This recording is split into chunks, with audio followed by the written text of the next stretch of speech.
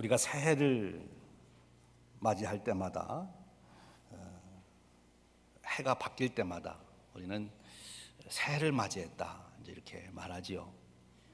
그래서 제가 사실 여러분들을 뵈니까 새해를 맞이해서 여러분들이 새롭게 보여야 되는데 더 노후된 것 같아요. 저도 계속 5학년에 살다가 이제 6학년이 되니까 새해를 맞이하면 새로워져야 되는데 사실 나타나는 현상은 1년 더 노후가 되는 거 아닙니까? 더 낡아지는 거지요. 그런데 우리는 왜 새해를 맞이했다 그렇게 말하게 됩니까? 우리가 새해를 맞이해서 새롭다고 하는 것이 도대체 무엇입니까? 우리가 이 설날을 맞이할 때 참 한때는 손꼽아 기다리면서 기다렸던 적이 있지요. 특별히 여기 제 나이 이상 되신 분들 거의가 그러신데, 우리 어렸을 적에 우리 국민학교 다닐 때 아니면 더 전에 우리 설날을 얼마나 기다렸습니까? 어머니에게 엄마 설날 며칠 남았지? 5밤 자고 나면 된다. 그러면 우리가 하루 둘 셋인데 이렇게 자고 나면 그래. 그러면은 박수를 치면서 설날이 되면 떡국도 먹고, 그리고 설날이 되어야 설빔을 입었잖아요. 옷을 살 때 꼭 설날 샀어요. 그렇죠? 설빔을. 그것도 못 하신 가정도 계시지만, 그래서 우리는 모두 설날을 기다렸습니다. 그래서 그 설날을 맞는 기쁨이 참 컸어요. 또 설날 되어야 우리가 가서 머리도 깎고, 그리고 목욕도 그때 하잖아요. 매일 목욕을 안 하던 때니까 설날 맞이해서 특별히 목욕을 우리가 하고 새 옷을 입고 설날을 맞는 기쁨이 참 컸습니다. 근데 여러분 요즘도 그렇게 설날이 기다려지시고 손꼽아 기다려지시고 설날이 그렇게 즐겁고 기쁘십니까? 요즘 지내시는 것을 보면 설날이나 그렇지 않은 날이나 별로 다를 것이 없이 지내신 것 같고요. 우리 식탁만 보더라도 뭐 설날이나 설날 아닌 날이나 비슷해요. 왜 그런지 아세요? 우리가 잘 살게 돼서.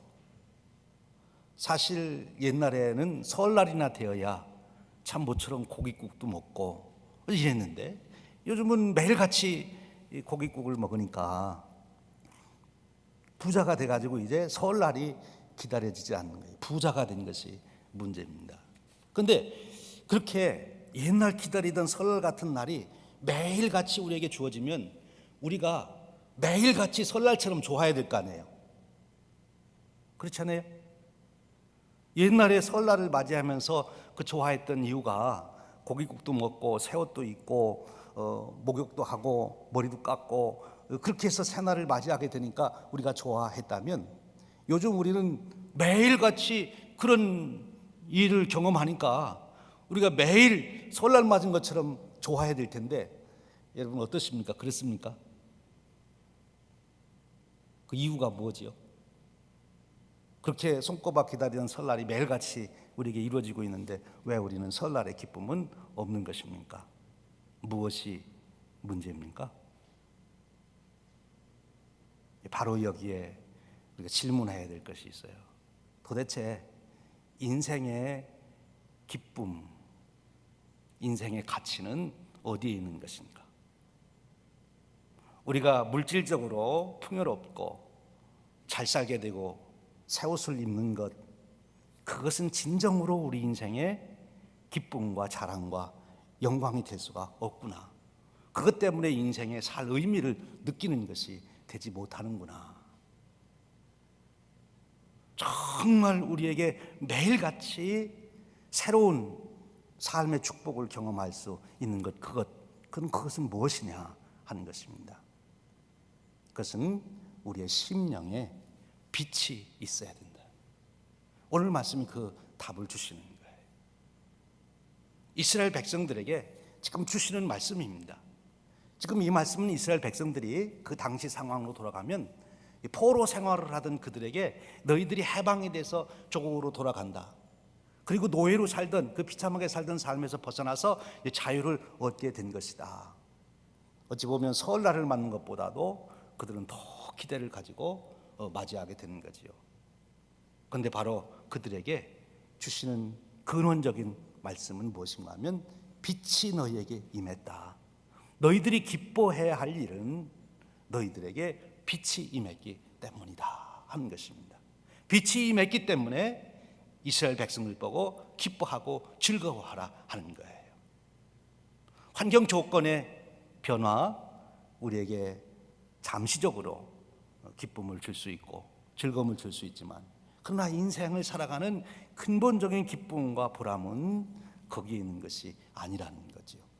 빛이 임해야 된다 하는 것입니다. 오늘 이스라엘 백성들에게 하나님은 일어나라, 이제 빛을 발하라. 이는 내 빛이 이르렀고 여호와의 영광이 내 위에 임하였음이니라 라고 말씀하고 있습니다. 여러분, 사실 이스라엘 백성들에게 있어서 그 당시 현실적인 문제는, 그들에게 제일 현실적인 힘든 일은 경제적인 문제였어요. 노예로 살고 있으니까, 또 나라는 다른 나라에 빼앗겨서 식민지 통치를 받고 있으니까, 모든 젊은이들은 포로로 다 잡혀가고 예루살렘을 중심한 유다 땅에는 노인들만 겨우 살아 있으니까, 그러니까 그들이 경제적으로 참 힘들었어요. 그 경제적으로 힘든 이유가 뭐라고요? 주권을 빼앗겨서 그런 거예요. 정치적인 문제예요. 사실 여러분, 요즘 여러분들도 현실적으로 관심을 갖는 것이 경제적인 것을 제일 먼저 생각하고, 오늘 우리 비즈니스 어떻게 되나 하지만 좀 더 생각 있는 분들은 이 정치가 잘 되어야 이 사업이, 이 비즈니스가 활성화되고 잘 될 텐데, 그래서 계속 국가의 정치 지도자들이 어떻게 정책을 펴나갈 것인가, 거기에 우리들이 관심을 가져요. 왜? 그것이 경제 문제에 직결이 되니까. 근데 여러분, 이 정치의 문제를 우리가 생각해 보면 결국 정치의 문제는 무슨 문제가 되는 것입니까? 누가 대통령이 되고 누가 국회의원이 되고 정치적인 리더가 되느냐 할 때 우리의 관심은 뭔 거면, 그들이 가지고 있는 윤리 도덕 의식, 그것이 그 사람들의 정치의 모습을 결정해 가는 거예요. 정책을 만들고요. 그래서 결국 정치의 문제는 윤리 도덕의 문제인 거예요. 윤리 도덕. 그들이 백성을 생각하고 그들의 가치관과 세계관이 건전한 윤리 사상 위에 세워 있지 않으면 그들이 하는 모든 정책은 모든 백성들에게 힘이 드는 어려운 그런 정책을 세울 수밖에 없는 거죠. 어떻게 그 권력을 가진 자들이 자기의 탐욕을 다스리고 모든 백성들에게 함께 그 축복을 나눌 수 있는 그런 정책을 세워갈 수 있을까? 윤리도덕의 문제예요. 여러분, 그런데 그것도 좀 더 생각해 보십시오. 그 사람들, 그 사람의 가치관과 세계관, 인생관을 결정하는 것은 무엇인가 하면 바로 신앙의 문제라는 거예요.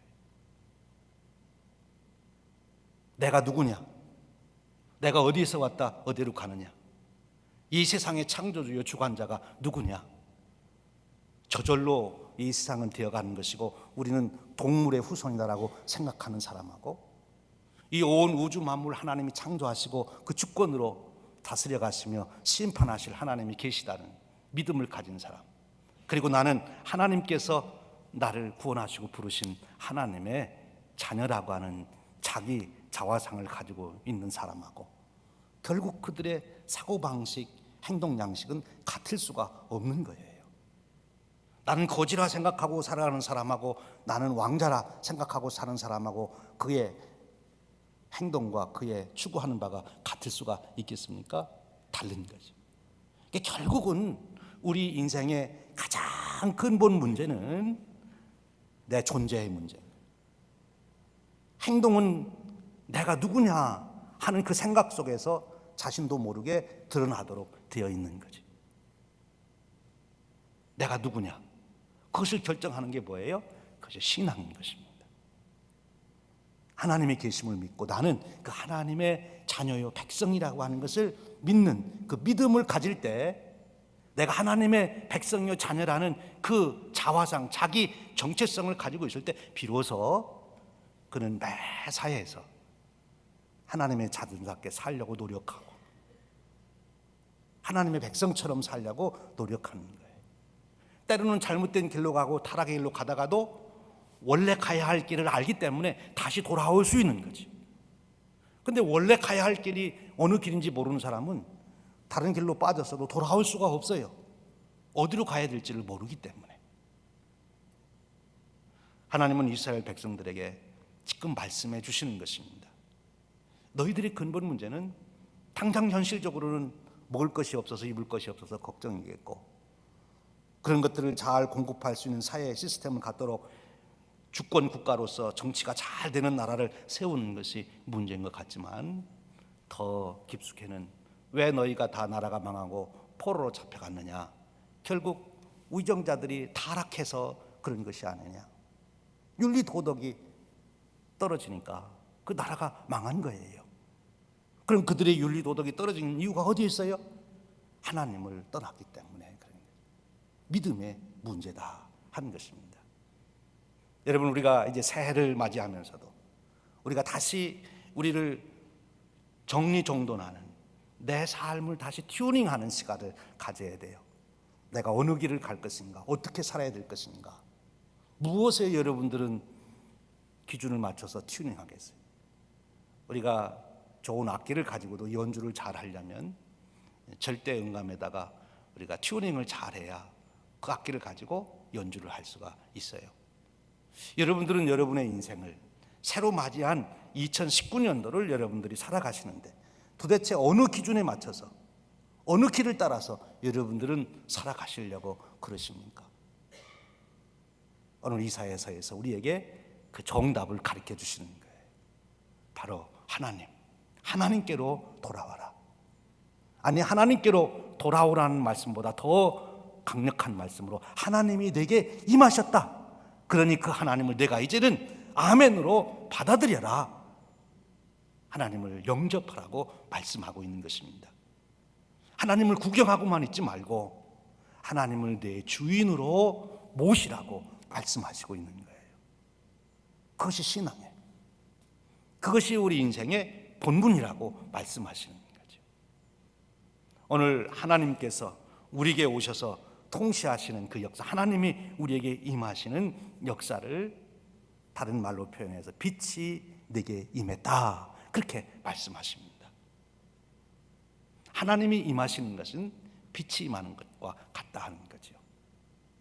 이 말씀을 온전히 성취가 된 신약으로 보면 하나님이 임하셨다는 사건이 무엇입니까? 성육신 사건을 말씀하는 거예요. 하나님이신 말씀이신 그분이 인간의 육신을 입고 우리 땅에 오신 거예요. 오늘이 주현절입니다. 동방의 박사들이 하늘의 별을 연구하다 그 징조를 보고 메시아가 태어났다는 것을 알고 아기 예수께 찾아와 경배를 드린 날입니다. 바로 예수님이 참 빛으로 우리에게 오신 거예요. 하나님이 우리에게 임하셨다는 것은 예수님이 우리에게 오신 것을 말씀하는 것입니다. 그분이 빛이십니다. 그분이 우리 인생이 어디에서 또 어디로 가는지, 우리의 실존, 우리의 존재, 우리의 근본적인 문제가 무엇인지를 밝히 비춰주시는 분이 우리 주님이십니다. 이 주님의 빛의 역사는 사도행전에 가면 주님께서 가시면서 보내주신 성령님의 역사로 이루어지게 되지요. 그래서 성령님이 오셔서 빛의 역사를 이루십니다. 그래서 이제는 그 빛을 받는 자뿐만이 아니라 이제 빛을 발하는 자가 되어서 살 수 있도록 성령님께서 역사하시는 거죠. 인생의 최고의 기쁨과 삶의 의미를 깨닫고 그 축복을 누리는 것은 환경 조건 때문이 아니에요. 감옥에서도 얼마든지 천국의 삶을 살 수 있고 세계를 움직이는 영향력을 발휘할 수 있어요. 무엇이 있으면 그 속에 빛이 있으면. 아무리 환경 조건이 좋아도 전혀 영향력을 못 비칠 뿐만 아니라 자기 스스로도 어둠 속에서 헤매이는 그런 삶을 살 수밖에 없는 것이 인간이지요. 죄악의 어둠에 갇혀 있으면. 그런데 성령님이 오셔서 우리에게 빛을 비춰주시면 우리는 빛된 삶을 살 수가 있는 거예요. 그러면 이 빛이라고 하는 것이 도대체 무엇입니까? 우리가 이 빛이 있기 때문에 우리는 서로 알아볼 수 있어요. 제가 조항구 장로님도 이렇게 잘 뵐 수 있고, 무슨 옷을 입고 왔는지, 어디에 누가 앉으셨는지 잘 알 수 있어요. 빛이 없으면 누가 오셨는지, 어떤 옷을 입고 왔는지, 생김새가 어떤지 알 수가 없어요. 빛은 무슨 역할을 하는 것입니까? 바로 분별력을 주는 것입니다. 이 물리적인 빛이 우리가 물리적인 이런 모든 크고 작고 색깔을 분별하는 그런 역할을 하듯이 우리 주님 성령이 우리에게 임하시면 진리의 빛을 비춰주셔서 무엇이 생명의 길이고 무엇이 사망의 길인지, 무엇이 죄이고 무엇이 의인지, 어느 길로 가야 내가 축복의 길이고 어느 길로 가야 멸망의 길인지 그것을 알 수 있도록, 분별할 수 있도록 해주신다는 것입니다. 우리 인생 최고의 축복은 분별력을 갖는 거예요. 여러분 2019년 한 해를 살아가는 동안 여러분들이 사망의 길, 죽음의 길, 죄악의 길로 빠지지 아니하고 성령님께서 빛을 비춰주심으로 여러분들이 가는 길이 생명의 길이요, 평강의 길이요, 영원한 영광의 길로 가시는 그런 축복이 있으시기를 축원합니다. 그것이 언제 가능합니까? 오직 성령님이 우리에게 임하셔서 빛을 비춰주실 때 가능하다는 거예요. 빛은 더 나가서 무슨 역사를 이루십니까? 빛이 있는 곳에만 생명이 있습니다. 참 오묘하게도 자연과학자들이 발견한 것도 이 모든 존재의 근본이 그들은 빛에서 시작했다라고 할 만큼 빛이 참 모든 물질의 근본이 된다 이렇게 이제 말하면서 성경과 비교해 보면 하나님이 모든 만물을 창조하실 때 제일 먼저 무엇을 창조하신가 하면 빛을 창조하셨어요. 빛이 존재함으로 다른 만물이 존재할 수 있는 근거가 되는 거지요. 빛이 없으면 생명이 살아갈 수가 없다는 거죠. 빛이 있는 곳에 생명이 일어나는 것이에요. 그래서 식물들도 여러분 키워보시면 알지만 그들의 가지를 순을 어디로 뻗어나가요? 빛이 있는 쪽으로 뻗어가잖아요. 빛이 생명을 주기 때문에 그런 것입니다. 그렇습니다. 하나님이 우리에게 임하실 때, 예수님이 우리에게 오실 때, 성령님이 내 안에서 역사하실 때 생명의 역사가 일어나는 거예요. 우리 속에 육신의 생명만이 아닌 영원한 생명의 역사가 우리 속에서 일어나는 거예요. 성령님이 오실 때 그러신 겁니다. 지금 오늘 이스라엘 백성들 언뜻 보면 경제적인 문제고 정치적인 문제고 윤리 도덕의 문제 같지만 지금 이스라엘 백성들을 새롭게 하시기 위해서 하나님 주신 말씀은 내가 너희들에게 임한다라고 말씀하시는 거예요. 여러분 하나님 없이 여러분의 인생을 생각해 보십시오. 여러분들이 어디서 왔다 어디로 가는 존재입니까? 여러분들이 인생에서 무엇을 하는 것이 가장 귀한 일이라고 생각하십니까? 옛날 그리스의 철학자들이 그 문제를 놓고 굉장히 고민을 많이 하고 생각을 많이 했어요. 우리 동양의 현인들도 그 문제를 놓고 참 생각을 많이 했어요. 내린 결론이 무엇입니까? 그렇게 많은 철학이 연구해서 내놓은 결론이 뭐예요? 허무주의예요. 모르겠다는 거죠. 그런데 하나님이 오시면 우리에게 분별력이 생기는, 여러분들에게 이미 여러분이 어디서 왔다 어디로 가는지, 무엇이 죄고 무엇이 의인지, 내가 어느 길로 가는 것이 생명의 길인지 그런 분별력이 생겼다는 것은 이미 성령님이, 우리 주님이 여러분에게 임하신 증거인 줄로 믿습니다. 그 증거를 우리 스스로가 이미 가지고 있어요. 이제 이스라엘 백성들을 다시 회복시키시기 위해서 하나님이 친히 오세요. 맞습니다. 구원은 초월적인 것으로부터 온다. 신학적으로 그렇게 표현을 해요. 인간 스스로는 인간을 구원할 수 없어요. 우리의 능력이, 지식이 우리를 구원할 수 없습니다.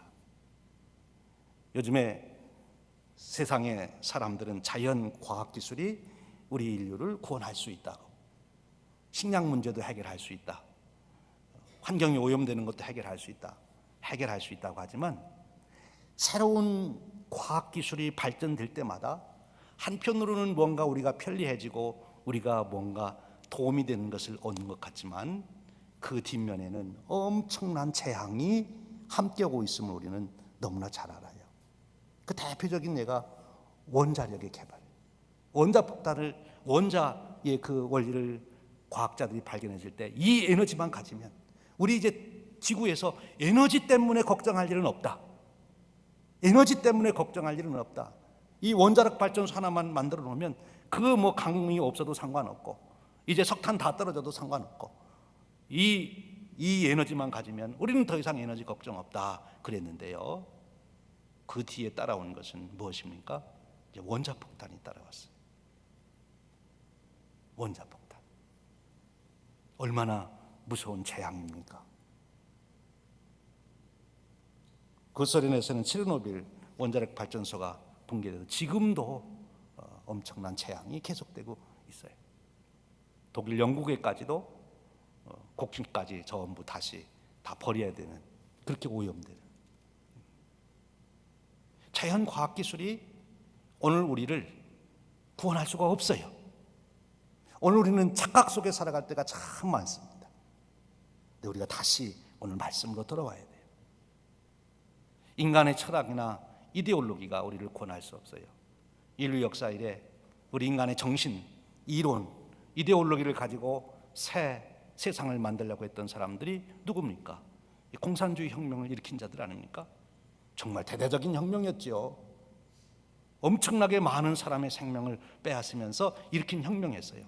정말 세상을 바꿔갈 수밖에 없는. 제가 국민학교 다닐 때만 해도 지도를 보면 그 붉은색으로 표시한 공산주의자들이 세계를 점령해 가는데, 이제 얼마 안 있으면 온 세계가 다 공산화가 되겠다는 생각을 가질 만큼 그들은 강력한 힘으로 세계를 정복해 갔지요. 그런데 그 공산주의, 그 이데올로기가 유토피아를 만들어준 것입니까? 7, 80년 실험해 봤는데 인류 역사 최대의 재앙은 원자폭탄도 아니고요, 공산주의예요. 수천만 명이 죽었습니다. 공산주의 때문에. 그리고 그 공산주의를 통해서 주장했던 유토피아를 만든 나라는 한 나라도 없습니다. 이제는 스스로 다 버릴 수밖에 없게 된 거지. 이데올로기가 우리를 구원하지 못해요. 우리를 구원하시는 분은 오직 우리의 창조주 하나님만이신 줄로 믿습니다. 우리를 구원하신 예수님만 우리의 구원자가 되시는 줄로 믿습니다. 성령님만이 우리를 새롭게 하시고 우리로 하여금 빛되게 살아갈 수 있는 그 축복을 누리게 하시는 줄로 믿습니다. 이제 새해를 맞이하며 어떻게 우리가 이 새해를 새롭게 할 것인가, 어떻게 새해의 새 삶을 우리가 살아갈 것인가, 즉 하나님이 허락하시는 그 온갖 귀한 평강과 축복과 그 변화의 역사를 어떻게 우리가 이루어갈 것이냐, 그것은 하나님께로 돌아가는 것입니다. 하나님만 바라보는 것입니다. 하나님께 기대하는 것입니다. 하나님만이 저를 구원하실 수 있습니다. 하나님께 고백하는 것입니다. 여러분, 이 고백이 여러분 상상 속에서만 있는 것이 아니라 여러분의 삶으로 이루어지길 바랍니다. 이스라엘 백성들은 그래서 하나님이 그들에게 임하여 그들이 하나님께로 돌아왔다는 표식으로 그들이 예루살렘에 돌아와서 제일 먼저 한 일은 성전을 회복시켰습니다. 즉 예배를 회복시킨 것이죠. 2019년도 여러분들이 하나님과 동행하시기 위해서 그 하나님이 주시는 빛된 삶을 여러분의 삶으로 계속 유지하기 위해서 여러분들이 힘써야 될 일 하나는 예배인 것입니다. 예배를 통해서 끊임없이 하나님께 경배하고 하나님이 주시는 은혜를 경험하고 하나님이 이루시는 역사를 여러분들이 경험해야 되는 거예요. 예배를 통해서 우리는 하나님의 생명의 은혜, 빛의 은혜를 계속 받아 누리며 살아갈 수 있게 되는 것입니다. 여러분의 예배가 형식으로 끝나지 아니하고 예배 때마다 살아계신 하나님의 치유의 역사를 경험하고 하나님 주시는 평강의 역사를 경험하고 하나님이 주시는 진리를 분별하는 역사를 경험하는 축복이 있으시기를 축원합니다. 그 기대를 가지고 예배에 나오고 예배를 준비하시는 거죠. 예배의 승리자가 결국 인생의 승리자가 되는 것입니다. 그리고 그 빛의 은혜를 누리기 위해서 우리가 해야 될 또 하나의 일이 있어요. 그것은 현실적으로 말씀을 보는 것입니다. 말씀을 읽으십시오. 그 말씀이 머릿속에서 가슴이 들어가도록 그 말씀을 암송하시고 묵상하시기를 바랍니다. 그 말씀을 품고 묵상하는 중에 말씀은 운동력이 있어서 여러분들로 하여금 두 손을 불끈 쥐고 그렇지 내가 이렇게 살아야지 결단력을 주시게 되는 거예요. 그 결단이 나올 때까지 말씀을 묵상하셔야 되는 거지요. 그럼 말씀이 여러분들을 이끌어가기 시작하고 말씀이 여러분들을 변화시켜가기 시작하고 말씀이 여러분들을 빛으로 만들기 시작합니다. 그때 여러분들은 여러분의 가정에서도 빛을 발하게 되는 것이고 여러분의 일터에서도 빛을 발하게 되는 것이고 교회 삶 속에서도 빛을 발하게 되는 거예요. 2019년 살아가며 여러분들이 밝은 등불로 비춰지는 그런 축복의 삶이 되시기를 주님의 이름으로 축원합니다. 그 일을 위해서 말씀, 빛의 근원이 되는 말씀을 여러분들이 품으셔야 된다는 거예요. 작정하십시오. 이미 그렇게 작정하시고 시작하신 분들 계시겠습니다만 여러분들이 다시 한번 오늘 말씀을 들으며 내가 2019년 그렇지 내 삶의 우선순위에 말씀을 읽고 말씀을 듣고 말씀을 묵상하는 그런 시간을 내가 가지리라. 말씀을 통해서 이제 성령님은 역사하시기 때문에 그런 것입니다. 오늘 하나님은 이스라엘 백성들에게 포로에서 돌아오는 역사를 일으키시면서 너희들이 포로에서 돌아가는 것, 바벨론에 있다가 예루살렘에 가는 것, 그것으로 새 일이 이루어지는 것이 아니다. 경제 문제가 해결되고 제도가 바뀌고 정치가가 바뀐다고 문제 해결되는 거 아니다. 하나님이 너희들에게 임하여야 되는 것이다. 내 빛이 너희들에게 임할 때 너희들은 비로소 새 인생이 되고 새로운 삶을 살아갈 수 있는 것이다 라고 말씀하십니다. 그러면서 예배를 회복해라. 그러면서 내가 말씀에 붙들린 자가 되어라 라고 말씀해 주시는 거예요. 사랑하는 여러분, 2019년도 새해가 우리에게 펼쳐집니다. 어떻게 사시겠어요? 여러분 인생 최고의 해로 만들고 싶지 않습니까? 여러분들이 누구를 만나든 여러분 때문에 그들이 감동을 받고 그들의 삶에 용기를 얻고 나도 인생을 다시 살아봐야 되겠다고 그런 결심을 일으키는 그런 부모가 되길 원하고 그런 아내와 남편이 되길 원하고 그런 자식이 되길 원하고 그런 친구가 되기를 원하시지 않습니까? 그 귀한 삶이 여러분들에게 이루어질 수 있어요. 어떻게 해요? 내 힘으로는 안 되는 거죠. 우리 인간은 그런 이름을 일으킬 수가 없어요. 하나님께서 우리에게 오실 때 가능한 거예요. 그 은혜를 사모하십시오. 은혜를 사모하는 만큼 예배와 말씀에 여러분의 삶을 집중하기로 결심하십시오. 하나님은 여러분들 안에 빛을 넣어주십니다. 그래서 이제 여러분들이 빛을 받고 여러분만 그 생명의 길로 가는 것이 아니라 여러분 때문에 여러분의 주위 환경이 빛을 보게 되어서 여러분과 만나는 사람들도 그 빛을 따라 생명의 길로 오게 되는 역사가 주어질 줄로 믿습니다. 2019년도 우리의 인생이 그저 나이만 하나 더해가는 세상이 아니라 내 인생 정말 지울 수 없는 놀라운 역사가 일어나는 인생. 궁극적으로는 하나님 앞에 설 때 너 2019년도에 내가 이룬 이 역사로 인하여 내가 너무 기뻤다. 내 영광에 참여하자 하는 주님의 귀한 음성을 들을 수 있는 그런 축복의 그런 한 해가 바로 저와 여러분의 해가 되시기를 주님의 이름으로 축원드립니다. 우리가 교회적으로는 사랑하며 꿈꾸며 100년의 위협을 이어가자 그렇게 했습니다. 우리 시카고의 한인 교회 중에 100년의 위협을 이어가는 교회는 우리 교회뿐이죠. 그것은 우리에게 그만한 사명이 주어진 거예요.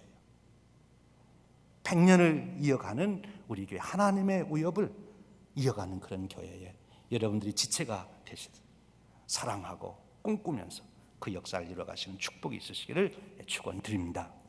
기도하겠습니다. 하나님 아버지, 우리에게 새해를 주시니 감사합니다.